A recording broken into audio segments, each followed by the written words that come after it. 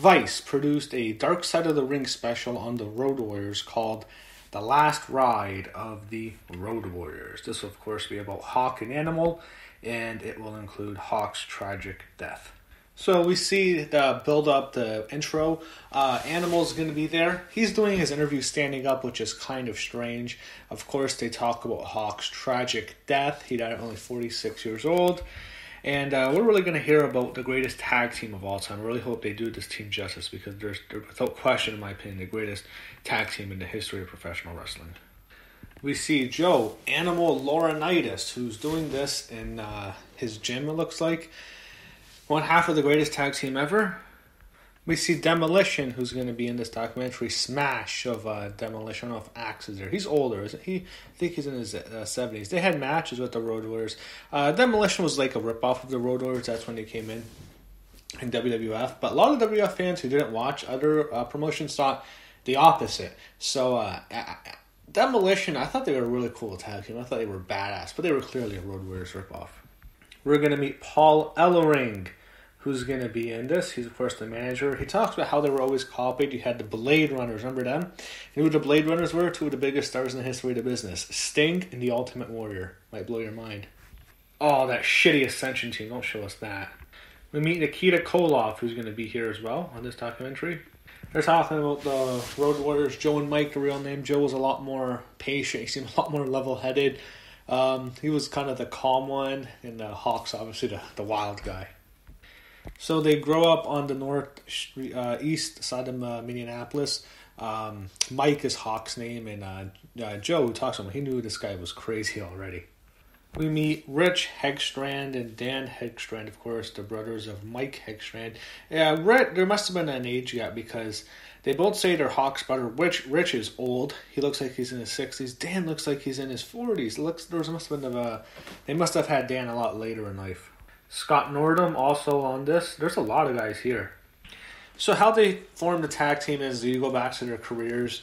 Animal says he got his girlfriend pregnant, and of course he had to support them, and he wasn't making much money on the road, and he was the road warrior. Hawk had started before him in Canada. Eventually, before that, they were bouncing people in bars. They were throwing guys out. Ole, I think, is the guy who got them together because they're both from Minnesota, and they became a tag team. So in 1983, officially Joe Laurinaitis and Mike Hagstrand are recruited to wrestle in Georgia, except they were going to be a tag team this time. Paul Ellering reveals they both came up with their own names themselves, Hawk and Animal, and he would be their manager. So their character was based off the Road Warrior movie. That's the Mad Max movie. It's heavily inspired by if you watch any recent Mad Max films. Heavily inspired. They have the spikes, the face paint. Animal would shave his head in a mohawk, look like the guy in the movie, and Hawk would shave his head in a double mohawk, which is basically shaving. It's like a reverse mohawk. And Animal would he'd be the one who came up with the spiked shoulder pads. These guys look badasses once you put the whole thing together. They're roughing guys up. They're monsters. Both of them are massive. They're jacked, and they look like people who you don't want to fight. That's the thing with the Road Warriors. They have more than teams that and other wrestlers just don't have. It's these guys are someone. They were real bouncers too. That's the thing. Like you don't want to mess with them. That's the thing. They have that aura of being real. They never really stayed any one place, and that's what kept them fresh. They would go all around the world for various different promotions. They're talking about Hawk now and his, he was someone who was a heavy drinker. He was an alcoholic. They hear Dan Hegstrand talking about how Hawk had ties with the Japanese mafia. I had no idea because when they went to Japan, they were huge stars. Animal even said they got more press than Michael Jackson. I doubt that, but I never knew he was involved with people like that. That surprised me. Animal starts to talk about how Hawk's drinking, it would start to hit a nerve with Hawk, and it seems like there could have been tension between the two of them because of that. They tell the story of them. They wrestled a scaffold match with when Dusty Rhodes was the one who called them up for the scaffold match. They had it with the Midnight Express, and there was a crazy story with Hawk that he had a broken foot or a broken leg, and he wrestled in a scaffold. That's insane. Imagine the pain walking that. First of all, climbing a high with a broken leg, and then it's so easy to lose your balance when you have a broken foot, a broken leg, or whatever he had. Oh man, that was and those scaffold matches were just so dangerous. Animal is talking about Hawk, and he always had drinking problems, but he says once they got into the WWF years, that's when things got bad, and that was really unfortunate because Hawk ruined himself. Man, it was such a horrible run with the Road Warriors they did in the WWF. 92, and they messed up and they left. They brought them back in at WrestleMania 14 show when Sonny brought them out, and that was such a cool pop, and they won it. They won that Battle Royal, and they just, they messed up with those guys. And it was Hawk's fault. It wasn't the WWF, so it was Hawk's fault.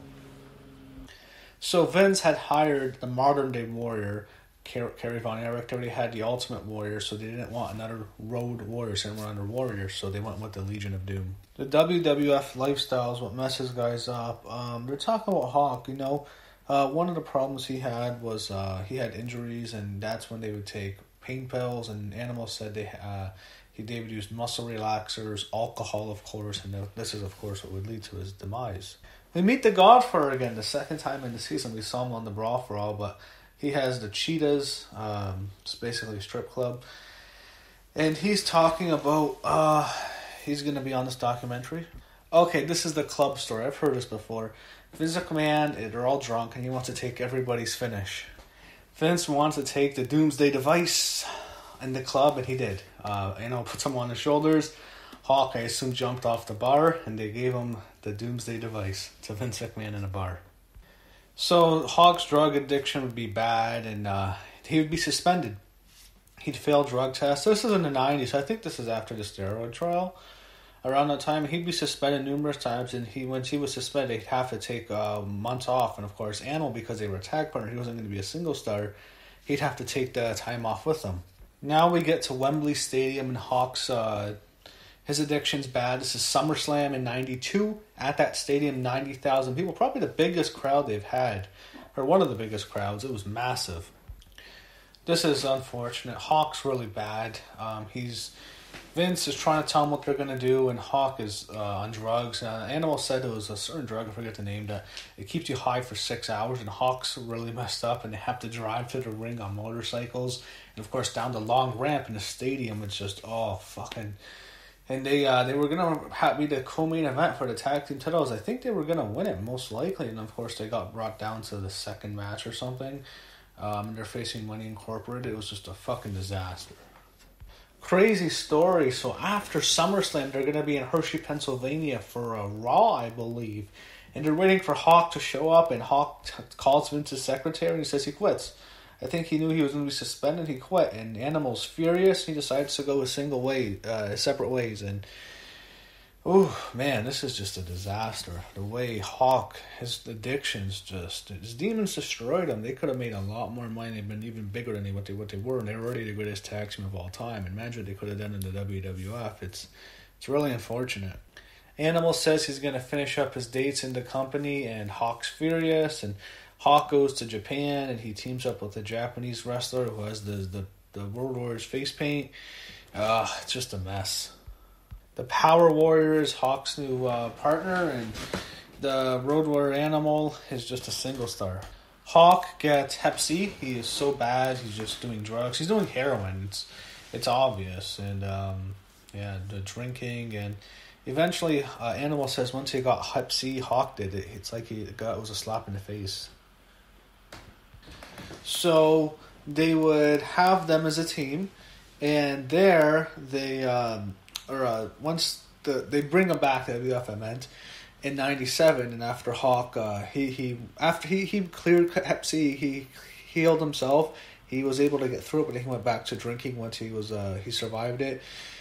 In '97, they bring him back, and they bring in a third member, and that was going to be Draws.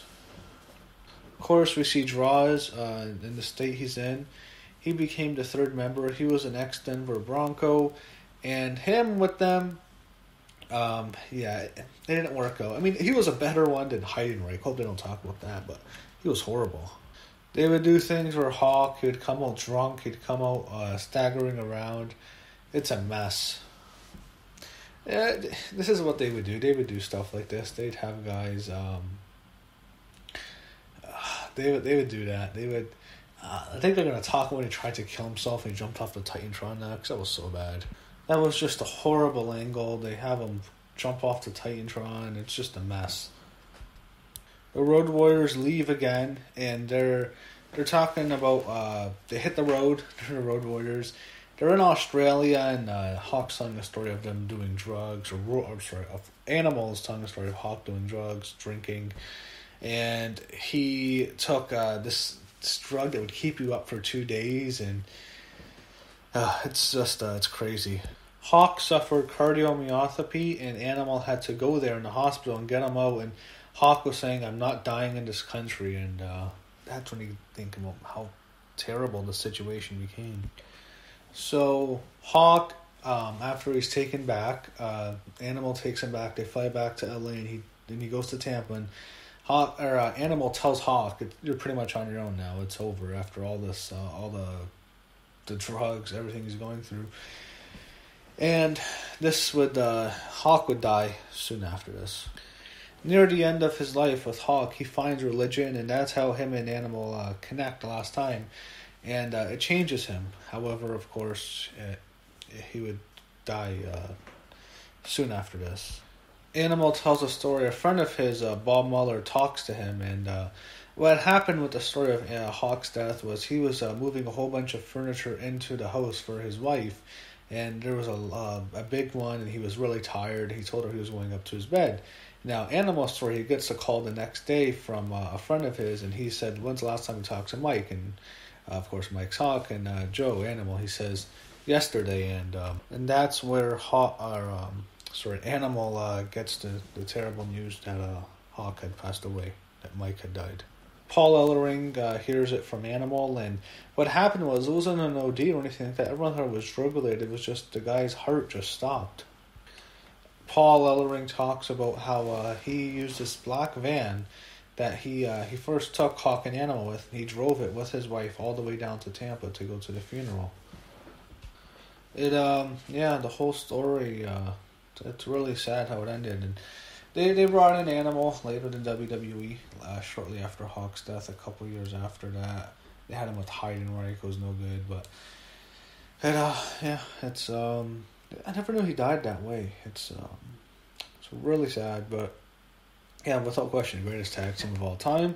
I like how it starts the same way it ended. Animal introduced himself as the one half of the greatest tag team of all time, and he ends the episode by talking about Hawk as one half of the greatest tag team members of all time, which is without question.